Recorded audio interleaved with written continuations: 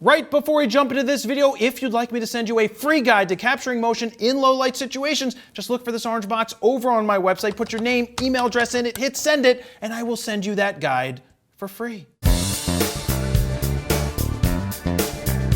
Jared Polin, FroKnowsPhoto.com, and this is a comparison between the Nikon Z5, or for those of you in Canada who want to call it the Z5, and the Canon EOS RP. Now this is a comparison, but also trying to help you decide on which one of these two cameras you might want to go with if you were just starting out in the full frame world. But more importantly, the bigger question is, which system do you want to get in bed with now? Because you don't want to be jumping systems every time a new camera comes out.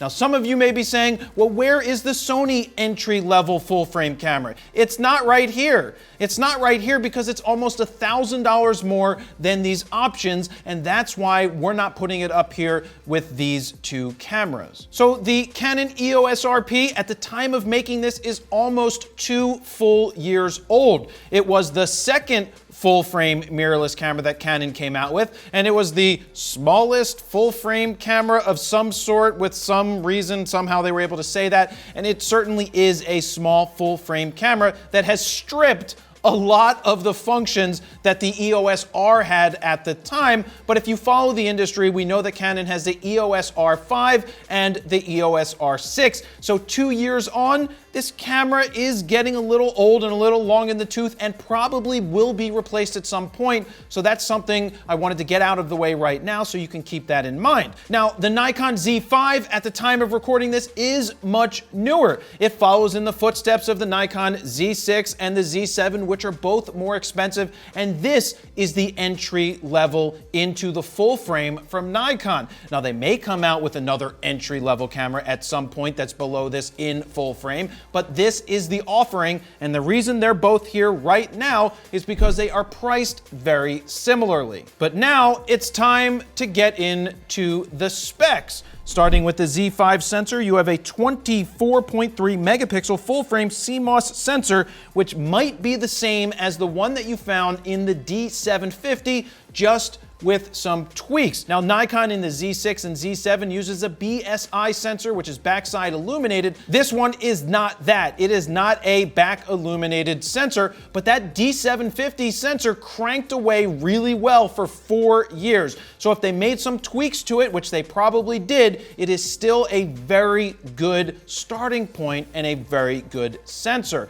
Now, on the Canon RP side, you have a 26.2 megapixel full frame CMOS sensor, which is the same as the 6D Mark II, but optimized with the Digic 8 processor. Now, that is a really good camera, the 6D Mark II, a full frame DSLR. It is a nice sensor, and the fact that they put it in here with some tweaks with the new Digic 8 processor, which is no longer new, by the way. 2 years ago, it was new. Now they're up to Digic 10, X, whatever you want to, X gonna give it to you, X gonna. The new one is slightly better, but it is still a good sensor to start with. Which one do I give the check mark for having the better sensor and better image quality? None of them, because it's very difficult to say that one is better than the other at this juncture. Now, I already mentioned that there is a Digic 8 processor in this camera. Nikon uses something called Xpeed, and it has the Xpeed 6 processor in this one. Look, there's no way to really quantify which one of those is better. I mean, one has a higher number, the other doesn't, but that really doesn't mean anything because these companies build these processors, and the new Nikon Z6 II has dual Xpeed processors, so I can't give a check mark for processing power either. Moving on to ISO capability, the Nikon Z5 comes in natively from 100 to 51,200, expandable up to 102,400. The RP goes from 100 to 40,000, expandable up to 102,400 as well. Now that 40,000 is what the 6D Mark II could do. Now Nikon, on the other hand, goes up to the 51,200 natively. You're most likely not gonna go up that high because the D750, if I recall, didn't go up to 51,200. So with the new processing power, they were probably able to squeeze out one stop better of image quality, which means that, I mean, in this case, I'm going with the Z5 Z5 for a check mark on this, for the first check mark of our video, because, well, it's a little newer, but the expanded ISO, I think, will come in handy. Now, let's move on to the mounts. For those of you who don't know, the mount is this thing in the front that you attach your lens to. Back in the day, Nikon had F-mount lenses that go all the way back to the 50s. They never changed their mount until the Z mount from the 50 or 1952, or I think it was 1950, all the way on, meaning any Nikon F-mount lens would at least attach to any F-mount body all the way up to all of the DSLRs that are currently available and have been available. Now, Canon, on the other side, they replaced their mount in the 1990s, which pissed a lot of people off when they went from their one mount to the EF mount, but it was a really good decision at the time because it allowed them to make some better lenses that Nikon could not compete with. But now, in this new era of mirrorless cameras, Nikon has revamped their mount to the Z mount. Now, the Z mount can take all of Nikon's Z lenses. It can also take like 90 different F mount lenses when you use the F to Z adapter. Get it? F to Z adapter. F lenses to Z lenses. You can adapt them and use them and get full autofocus and with the lenses that are capable of that. And it's a very good option if you don't want to get new Z lenses and you have a lot of F-mount lenses, they will work here. Now, in terms of new lenses, Nikon does have a whole lineup of Z lenses, and they do have some more affordable ones starting to come out, but they also have a full lineup of pro lenses that are fantastic. Let me jump in here real quick to show you FroPack 2 in action with multiple presets on one image. Let's start with AC/DC, and that's what you get, followed by Charmin, boom, Cinnamon Toast Crunch, double stuffed Oreos, Golden Grams, and then we come down here to matte black. But check this out. There's like 3 different versions of matte black that you can play with, whether it's high contrast or low contrast. We created 15 all-new custom Lightroom presets that will help you speed up your raw workflow or give you a great starting point. Head on over to FroKnowsPhoto.com/FroPack2 because over there you can play with the sliders to see the befores and the afters. And if you decide to pick them up right now, they're currently on sale. Or if you pick up FroPack 1 and FroPack 2 as the FroPack bundle, you can save even more. Now, let's get back to the video. Now, over here with the EOS RP, it is part of the... What the f*** is it called? The RF map? Ah. Yes, Steven, thank you. Let's try that again. Over here, the RP has what's called the RF mount. Now, Canon has done a fantastic job with the RF lenses. In fact, we're using a 28-70 f2. That's right, how much is that lens? That's $3,000, right, Steven? Yep. That's $3,000. That is a 28-70 f2. It would work on this because it is an RF mount lens. We're actually shooting with the Canon EOS R5 on that with the 28-70 lens, but those lenses are expensive. They are fantastic. Canon has done a great job with coming out with the Pro line of RF lenses first. So when this came out 2 years ago, there was really no crappy lens that you could afford to put on it. Nowadays, they're starting to come out with more affordable options in the RF mount. And this is a good point to bring up to talk about getting into a system. So it's not just about these 2 cameras that are sitting here. It's about deciding on which system do you want to go with. And throughout the video, I'll keep mentioning which system I think is ahead in certain areas and which one I think is a little further behind. In lens areas, I think that right now, Canon is ahead with RF glass. They have more options. They have higher end professional options, and they have some lower end ones as well. The Z mount, Nikon's has the Hebrew Trinity. They've got a 50-1.2. They've got an 85-1.2 and a bunch of other things coming in the future. They make awesome lenses, but there is no third-party support right now, meaning you can't buy a Tamron Z mount. You can't buy a Tamron RF mount, or same thing with Sigma. They just aren't available, at least at the time of recording this, and hopefully they will be one day. So who gets the check mark for the best mount? Who? I mean, both mounts are pretty damn good. But if I had to give like a sliver of a check mark for a favorite right now, we're gonna go with a sliver of a check mark to the RP. That's too much of a sliver. Less of a sliver. Thank you. Now let's move on to frame rate, AKA how many frames a second you can shoot. So like if you're shooting sports, can you take a lot of pictures? I'll let you in on a little secret. With both of these cameras, no. You're not gonna get a high frame rate, but remember, entry level. Let's look at the Nikon Z5. You have 4.5 frames of continuous shooting. That's 4.5 frames. In this day and age, that's pretty slow. Is it a deal breaker? Not really. It's part of the package. Their higher end cameras can do 9 frames, 12 frames a second, depending on whether you go with the Z6 II or the Z7 II, so that is a lot more frames per second. On the Canon front, you can get 5 frames per second, but wait a minute, that's only if you're in one shot, meaning you lock your focus in, you can take 5 frames in a second, but that doesn't help you if you're shooting subjects that are moving. Now you can do 3 to 4 frames per second in speed priority. I don't know if Canon was like, we don't know, is it 3, 4, we're not really sure, so it's 3 or 4. 3 or 4. It's still slow. It still sucks. And then it's 1 to 2 frames per second in tracking priority, which absolutely is atrocious. So when using this camera to shoot, it's like you take a pic, you're trying to shoot a basketball player, and you're like, click, click, click. That's literally 2 frames in a second. It is really piss poor, to be honest with you. But 2 years ago, well, 2 years ago it still sucked. 2 years ago, it wasn't a great frame rate, but what I will tell you is that the R5 and the R6, which is basically where this line of cameras is going, both do 20 frames per second silent and 12 frames per second mechanical. So in the scheme of systems, Canon is doing a fantastic job with their R6 and their R5, and probably will be making an entry-level camera that's going to be similar to those, maybe like an R2.5 or an R2, possibly D2. That would be pretty good. That's a good one.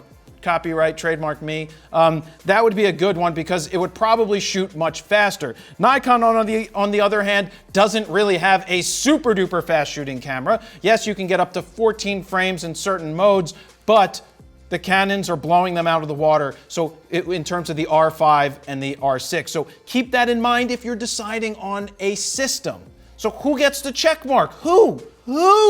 Mary Lou Who? Oh wait, it was Cindy Lou Who. I got it wrong. It's Cindy Lou Who. Wasn't that like Taylor Momsen or something? Yep. That was Taylor Momsen. She had such a cute button nose. Anyway, Nikon's getting a check mark because it's just better at 4.5 frames a second this time around than what you get frame rate in this camera. We just got through frame rate. Now let's get through the focusing points. The Z5 has 273 phase detect AF points. It has IAF and subject tracking. They've done a very nice job with their focusing system, but I will tell you, when I tried to photograph at the hemp farm using the kit lens that came with this thing, and I tried to use the IAF, it just could not find the eye. It couldn't even find the face. It just bounced around with a lot of red boxes, and I'm like, hey, camera, could you actually do something? You're not high, you are at a hemp farm, but you should be able to at least find the face, and it didn't really do a good job on the profiles. The autofocus is pretty good. When you nail it, you nail it. I used a 70-200 lens on this body to photograph a kid out at the beach, and I nailed it. For the most part, it wasn't as accurate as some of the Sonys and the higher end Canons, but it did a fantastic job. So the system isn't terrible. Now on the Canon side, you have 143 phase detect autofocusing points. You have dual pixel AF. You do have IAF, but only in one shot. Now you do have touch and drag AF, which is always nice on the back of the screen to help you move where the focusing points are. It's nearly edge to edge focusing with 100% vertical focusing points and 88% on the horizontal side, meaning 100% all the way up the focusing points go, and they leave just a smidgen on the end, just the tips on the end of the left and the right.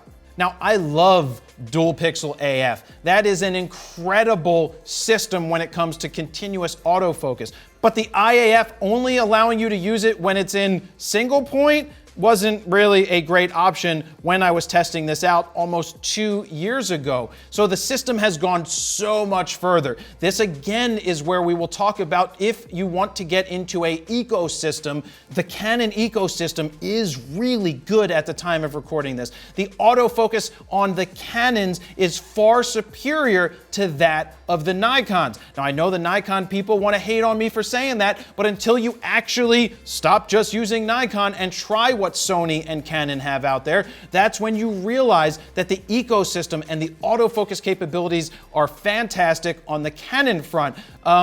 In terms of this, it's hard to give a check mark because dual pixel AF is really good. You know what? Screw it. Dual pixel AF, check mark. Screw it. We'll do it live.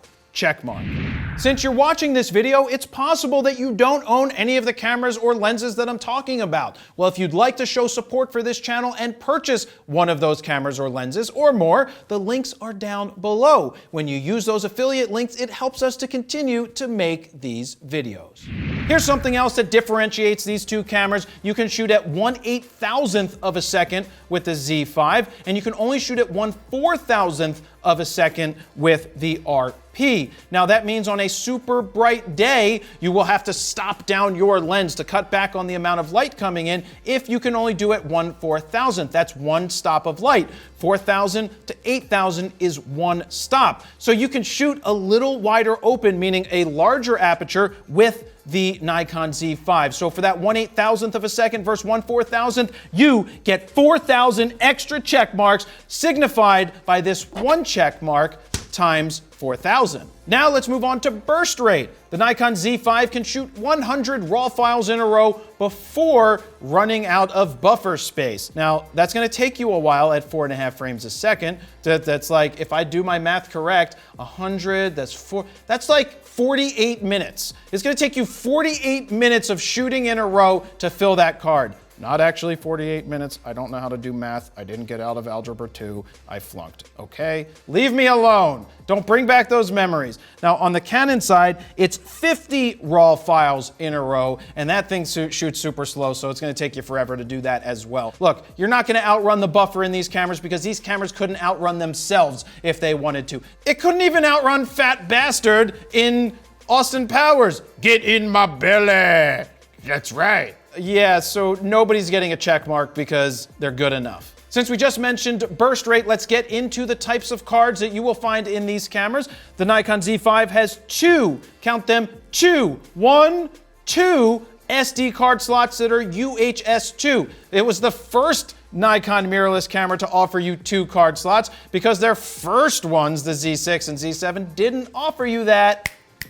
And it's about time that they put 2 in. 2's important if you don't know because you can shoot redundant to them. Meaning, if you shoot RAW files to card 1, you can shoot the same RAW files and have them saved to card 2 just in case something happens. So redundancy is important. Cards are cheap, your files aren't. So don't play with your files in terms of risking them being lost or something because a card goes bad. And on the Canon front, you have 1 card slot, which is a UHS 1 SD card slot. Check mark definitely goes to Nikon because 2 is better than 1. Moving on to video features. This is important in this mirrorless world because I'm a material girl and I want to be able to shoot video with my mirrorless cameras. So the Nikon Z5 has a 1.7x crop factor to shoot 4K video at up to 30 frames per second. Now it maxes out at 1080p up to 60 frames per second, meaning it does not do 120 frames per second even in 1080, which is what you would use if you wanted to shoot slow motion. Now keep in mind what 1.7x crop factor means is every lens that you put on there when you want to shoot 4K video, you need to multiply its millimeters by 1.7 so your ultra wide angles just become wide angles because you lose out on that field of view. Moving on to the RP, you have a 1.74x crop factor for 4K video recording at 24 frames per second. Now there is a ton of rolling shutter. That means when you slide, so when you go side by side, it's gonna look like the Jello Man went by. Jello pudding pops. Too soon? I don't know. We're gonna go with it. Jello pudding pops. It's just because Jello, it warbles. So that's what we mean by rolling shutter. But one of the problems with the 4K, it's contrast detect only autofocus in 4K, which is not super reliable because it's just not as good as their dual pixel AF, which is absolutely freaking fantastic. But you can shoot at 1080 up to 60 frames per second. Basically, the 4K, unless you're locked off on a tripod, it's really not recommended that you use it. We prefer using the 1080 because of the dual pixel AF. Now, system-wise, well, actually, before we say system-wise, I'm just gonna go out and say that the newer Z5 is getting a check mark, a tentative check mark on the video front, because it's just gonna do it better in 4K. Is the autofocus gonna be better in 4K? Well, yeah, the autofocus is gonna be slightly better. But when it comes to 1080 shooting and the dual pixel AF eats the lunch of Nikon every day of the week. It walks up to it at school in the lunch line and says, "Give me your freaking money. I want your money." And they're like, "Sorry, here's the money. I was gonna buy a cupcake." And you're like, "No. You lose your money." All right, again, let's talk about the future, because when you buy one of these cameras, you're buying into a system. Which system is better for video? It's not Nikon, I'll tell you that. Nikon has gotten better for video. In fact, we used Nikon for a long time in the studio to shoot our static videos, but running around, it was much more difficult because the autofocus just couldn't keep up. It's gotten better, but it is nowhere near the dual pixel AF2 that Canon has moved into. So if you are investing in a system and you're looking to grow with it, and which one's gonna be better for video, it's going to be Canon. Like I said, we're using the R5 on this camera, we're using the R5 on this camera, and that's what we use here at the studio. Let me cut in here real quick and say, would you like to build your very own online portfolio? Well, you should use what I use for jaredpolin.com, and that is Squarespace, because it's easy, it's affordable, it's drag and drop, and you don't need to know coding. To get a 14-day free trial, head on over to squarespace.com/FroKnowsPhoto. If you decide that it's for you, use the code FroKnowsPhoto at checkout to get 10% off your first order. Now let's move on to electronic viewfinders, or what we call EVF. For those of you who don't know, the old ones were called optical viewfinders on DSLRs because you could look through them and you would see through the lens, through prisms bouncing around. That's why it is an optical viewfinder. An electronic viewfinder is like a little TV that's getting a signal from the sensor and showing you exactly what is on the sensor. Now, back in the day, EVFs were terrible, but they've gotten so much better. If you're worried about getting headaches, you won't be getting headaches anymore. Now, in my mind, I want an EVF all day, because if you're just learning, you can actually see your exposures visually in front of your eyes. So if your exposure is wrong, it may be too dark, you change your shutter speed, and right in front of your eyes, you see the exposure change, so you have a better chance of getting a proper exposure when you're shooting in manual. So now the Z5 has a 3.69 million dot EVF, whereas the RP has a 2.36 million dot EVF that is very small, and I had a problem with it. I had to look straight through it, meaning if you're on a slight angle, it doesn't look as clear. You have to be looking right through the middle of it because it's small, and that seemed to be the sweet spot for this EVF. In terms of quality, the Nikon EVF is absolutely fantastic. I love the EVFs on the Nikon, and on the system front, Canon's EVFs have gotten much better as well. Moving on to the LCDs on the back of these cameras, we have a 3.2-inch 1.04 million dot tilting touchscreen on the Nikon, and on the Canon, it's a 3-inch 1.04 million dot vari-angle touchscreen. The only difference is that I'm moving it, Steven, don't yell at me. It's vari-angle. You can flip it like this. You can flip it, reverse it, scritch it back, and work it. Anyway, we're gonna put that right there. Some people like having that option. I don't think it's that big of a deal, but a lot of people like it if they're vlogging, that they can turn it around and see what they're filming while they're filming themselves. Who gets a check mark? Yeah, nobody gets a check mark. You know who gets a check mark, Steven? Who? Misdemeanor Elliot. The Nikon Z5 has a joystick on the back of the camera for moving your focusing points, which is super old school. It works. You can't touch and drag your finger across the LCD screen to move your focusing points quicker, but the Canon actually lets you do that, but it doesn't have a joystick. But that's okay because you can touch and drag across the screen. I love that feature, so I'm gonna give this older camera a check mark because that is a feature that is so helpful when you are trying to move your focusing points. Now, how is the battery life and what batteries do they use? The Nikon Z5 uses an ENEL15C. You can USB charge it while using the camera, and you cannot use a vertical grip because they don't make one that allows you to attach. Here, I have a sample one here from Canon. A grip, you put it on the bottom. You now have a shutter button up here. You have other dials. They do not offer that on the Z5. They just offer a battery pack, which is a waste of money, and I would never recommend that you get it. In terms of battery life, it's pretty good battery life. My recommendation is if you get this camera, you get at least 2 batteries, because the last thing you want to do is have one get fried or one die on you when you're out shooting, but also get one of those Anker or RAV Power USB-C charging types of chargers, because you could always plug that in and get some extra juice. And on the Canon front, you have an LPE17 battery. You can do USB charging with a proprietary adapter, which kind of sucks, because if you have to get a proprietary adapter to charge it, that's not great. You can charge it with a charger, but you have to get that proprietary adapter to at least charge it via USB power.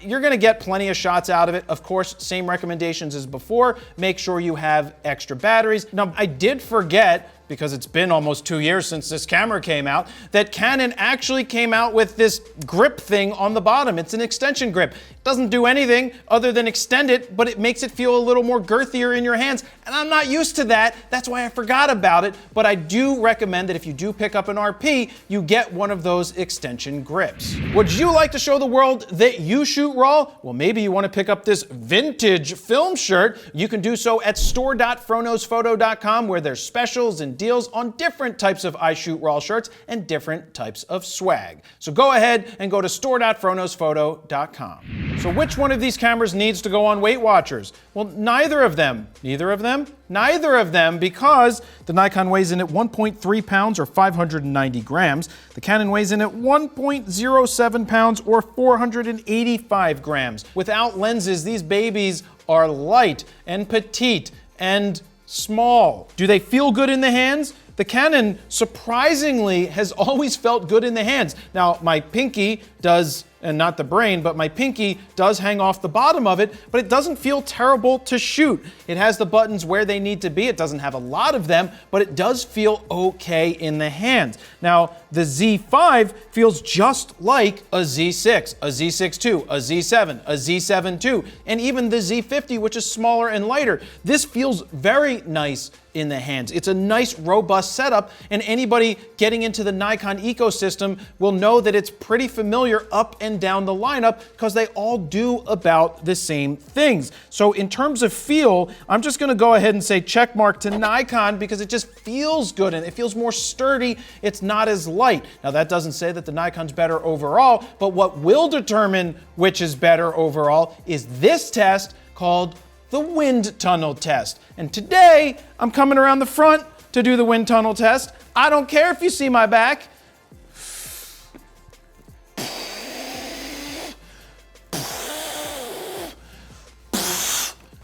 Yeah, those of you who are new here, you didn't expect to see the wind tunnel test today, but it is the most important. And you know who wins? Canon. And I just cracked my arm. Did anybody else hear that? Because it just went snap. But thankfully, it's still in its socket. And finally, the price point. We've got the Nikon Z5 for $1,400. It came out at too much of a price. It should have been $1,000 or $899 full frame to get people into the ecosystem, but it wasn't. And the Canon comes in at $999, and I expect it to continue to go on sale. This one is long in the tooth. It's almost 2 years old. Canon has revamped their entire lineup with the R5 and the R6 as an ecosystem. They both have very nice ecosystems, great lens options in the mirrorless world. Some features are better in the Nikon and other features are better in the Canon. If you're doing landscapes, if you're doing weddings, you can shoot anything with either system. If I had to choose today, let me preface this, that I was a Nikon shooter for like 15 or 20 years. I used Nikon up until about a year and a half ago. I switched my personal cameras over to Sony for shooting stills. I can get great results with the Nikons because you should be able as a photographer to get great results no matter what you shoot with. If I had to choose today between these two cameras, which one to go with, just between the two cameras, I'm taking the Nikon between the two cameras. If I had to pick a system to invest in, I'm probably going to be more likely to invest in the Canon system based off of what they've given us in the last 2 years with the R5 and the R6 and where the future is going for them. The future is a little more murky for Nikon. And I'm not telling you not to get Nikon. There's lots of pros to get the Nikon system. I like this camera a lot. That's why I would take this camera absolutely over this camera today, but you also have to look into the future. But if it comes down to which one to get today, the Nikon is leaving with the check mark and the crown. Put a crayon here. Put a red crayon right here. That's right, crayon, not a crown, Stephen. So look, I know this is a long video, but I wanted to inform you as much as I could because it's not just about these two cameras, it's about the future of where you want it to go. You can't go wrong with either, but learn the fundamentals and basics and you will be a much better photographer. So thank you very much for watching. Please don't forget to like, share, comment, and subscribe. And that's where I'm gonna leave it. Jared Polin, FroKnowsPhoto.com. See ya. Would you like to take better pictures in only 11 days? Well, if you said yes, I created a free mini video course that you can sign up for right now at FroKnowsPhoto.com/11 days.